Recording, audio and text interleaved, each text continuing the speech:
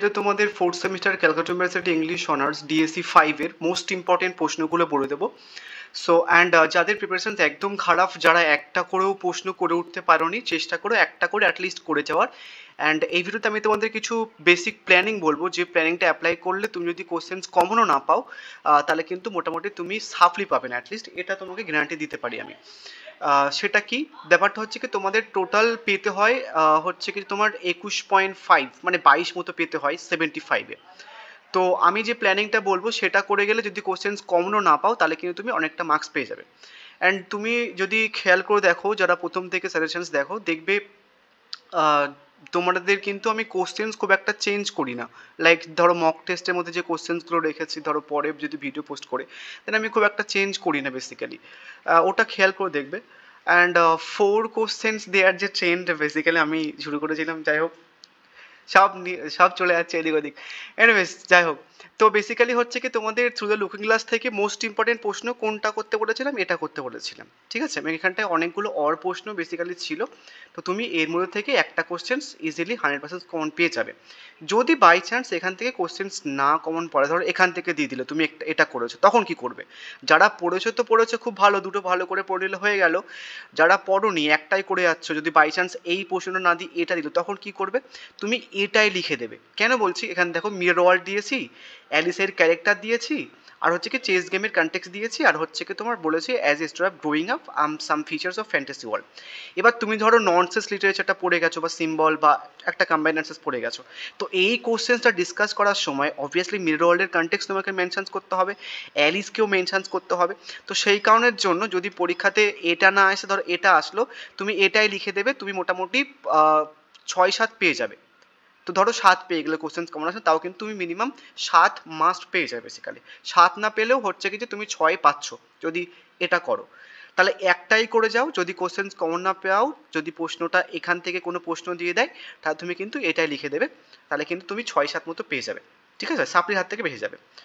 Next আসি কি, একটা প্রশ্ন তাহলে কোনটা করতে বলছি, সবার আগে এটা করে নেবে, এবং যদি কোশ্চেন্স কমন না পাও তার জন্য বলছি যে এটা লিখে দেবে তুমি, যেটা মুখস্থ করেছো।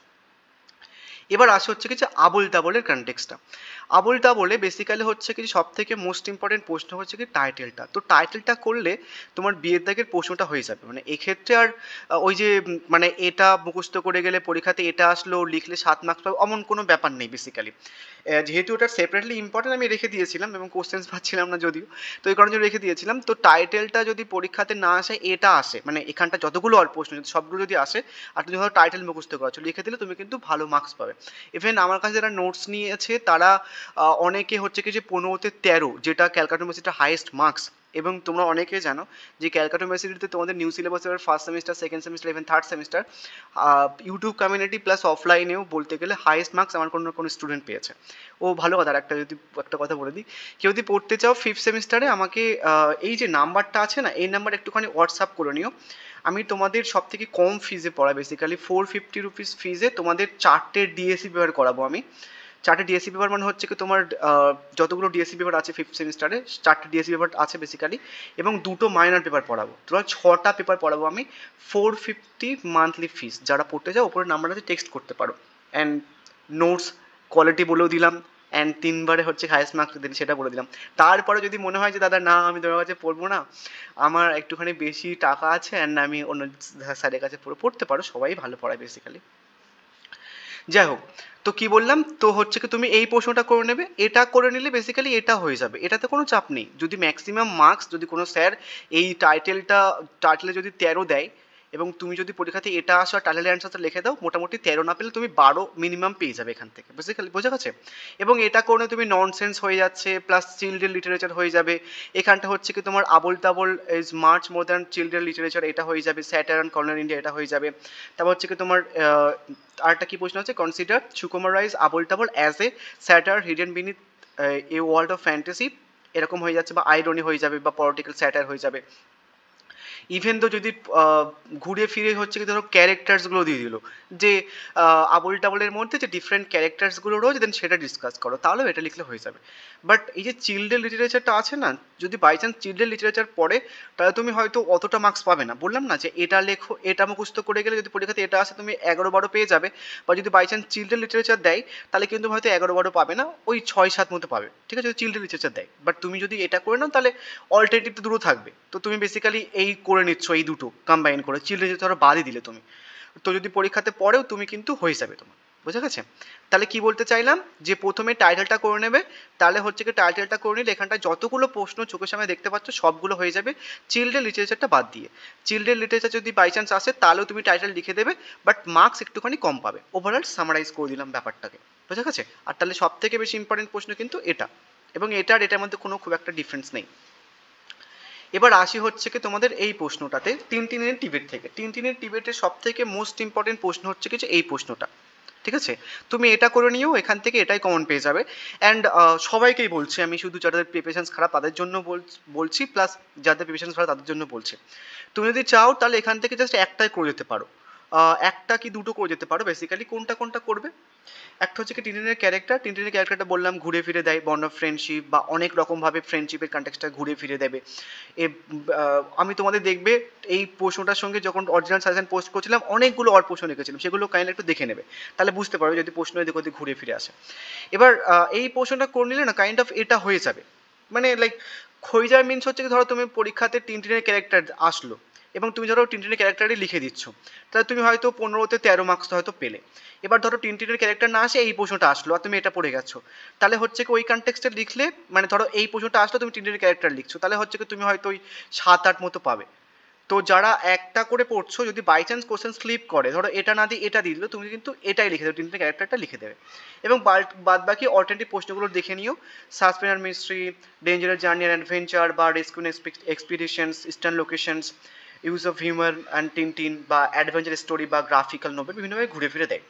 তাহলে কি বললাম, যারা একটা করে করতে চাইছো তাহলে প্রথমটা করে নিও টিনটিন বা ফ্রেন্ডশিপ, ওটা করা হয়ে গেলে এবার যদি বাই চান্স কোশ্চেন্স কমন না পাও, ধরো বিয়ের দাগের প্রশ্নটা দিয়ে দিল, তাহলেও তুমি টিনটিনের ক্যারেক্টার লিখে দেবে, তাহলে তুমি মিনিমাম মার্কস পেয়ে যাবে, মানে 6-7 পেয়ে যায় বেসিক্যালি, তাহলে তোমার সাপ্লি পাওয়ার চান্সটা থাকবে না।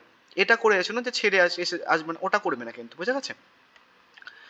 নেক্সট আছে হচ্ছে কি যে হাউন্ড অফ দ্য বাস্কারভিলস থেকে। হাউন্ড অফ দ্য বাস্কারভিলস তোমাদের কিছু করতেই হবে না বেসিক্যালি, এই যে প্রথম থেকে যেটা প্রশ্নটা দিয়েছি ওটাই করে নিও তুমি, এটা করে চলে যাও। এটা বিভিন্নভাবে ঘুরে ফিরে আসে অ্যাজ এ ডিটেকটিভ নোভেল, বা শার্লক হোমের ক্যারেক্টার, বা মোস্ট ইম্পর্টেন্ট সেটিংটা, বা হাউন্ডের যে কনটেক্সটটা বিভিন্নভাবে ঘুরিয়ে ফিরে দেবে বেসিক্যালি তোমাদেরকে। তো এটা করে যাও তুমি, এখান থেকে এটা পেয়ে যাবে। ওয়াটসন করতে মানে তোমাদের করতে হবে না, যারা পড়ছো পড়তে পারো বাট করতে হবে না। যদিও ওয়াটসনও আসে তুমি এটা লিখে দিতে পারো, মানে পসিবল নয় বেসিক্যালি, তাও বলে দিলাম তোমাদেরকে। তার কারণ তুমি যখন as a detective novel discuss করবে উইদাউট ওয়াটসন লিখতে পারবে না তুমি, তাই না? তো তুমি যদি বাই চান্স ওয়াটসন আসে আর তুমি যদি এটা মুখস্থ করে যাও লিখে দিও, তুমি পেয়ে যাবে, বেশ খানিকটা মার্কস পেয়ে যাবে, সাপ্লি পাবে না, এটা গ্যারান্টি দিতে পারি তোমাকে, বুঝা গেছে? নেক্সট এবার 5 মার্কসের জন্য। 5 মার্কসের জন্য আমি তোমাদের বলি, যতগুলো আমি প্রশ্ন রেখেছি 15 মার্কস বা 5 মার্কস, সবগুলো যদি করে নাও তাহলে তোমার সেপারেটলি কোনো এক্সট্রা 5 মার্কস প্রশ্ন করতে লাগবে না বেসিক্যালি। এবং আবোল টাবোল থেকে এই প্রশ্ন যেটা লিখেছি এটাও কিন্তু ওই 15 মার্কসের এর দাগের প্রশ্নটা করলেই কিন্তু হয়ে যাবে, এটা সেপারেটলি না করলেও চলবে বেসিক্যালি, বুঝে গেছে? এবং যদি করতে চাও, কেউ যদি মনে করো দাদা আমি ননসেন্স করেছি, তাহলে কি এই যে ক্যারেক্টার ডিপিক্টেড ইন আবোল টাবোল এটা করতে হবে? না, করতে হবে না। ননসেন্স যদি সেপারেটলি করে নাও তাহলে করতে হবে না।